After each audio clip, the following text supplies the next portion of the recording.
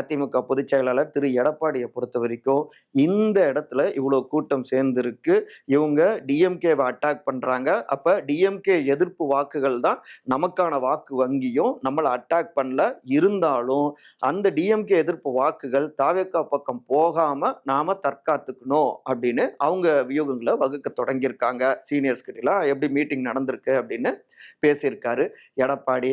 இன்னொரு பக்கம் விஜய் மீது கடுமையான விமர்சனங்களும் முன்வைக்கப்படுது பொது பார்வையாளர்களால, அரசியல் விமர்சகர்களால. என்னன்னா, இங்க மேற்கு மண்டலத்துல கிட்டத்தட்ட 10 ஆண்டுகள் ஆட்சி பொறுப்புல அதிமுக இருந்தது. 10 ஆண்டுகள் ஆன்டி இன்கம்பன்சி, ஆட்சிக்கு எதிராக மக்களுக்கு ஒரு மனநிலை இருக்கும் இல்லையா? அப்படி இருந்துமே இந்த மேற்கு மண்டலத்துல கிட்டத்தட்ட ஒரு 38 தொகுதிகளை அதிமுக கைப்பற்றியிருக்கு. திமுகவால இங்க வெற்றி வாகை சூட முடியல.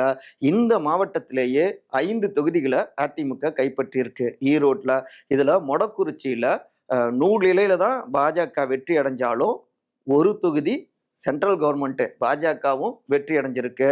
அப்படிப்பட்ட அதிமுகவை, பாஜகவை களத்திலேயே இல்லாத கட்சியை பத்தி நான் பேச மாட்டேன் அப்படின்னு சொல்றது எஸ்கேபிசம் தான். அது இன்னொரு பக்கம் அதே பாஜக அதிமுகவுக்கு சப்போர்ட் செய்வதாகத்தான் இருக்கும். அவங்க அதை அறுவடை செஞ்சுக்க வாய்ப்புகள் அதிகம்.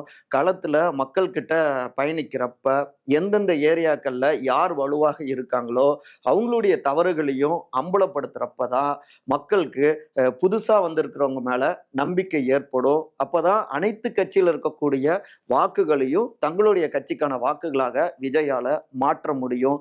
இந்த இடத்தில் தொடர்ந்து அவரு தவற விட்டுக்கிட்டே இருக்காரு. இப்படியாகவே பயணித்தா அதிக வாக்குகளை பெற முடியும். ஆனா அது வெற்றிக்கான வாக்குகளாக இருக்குமா அப்படிங்கிறது ஒரு கேள்விக்குறிதான்.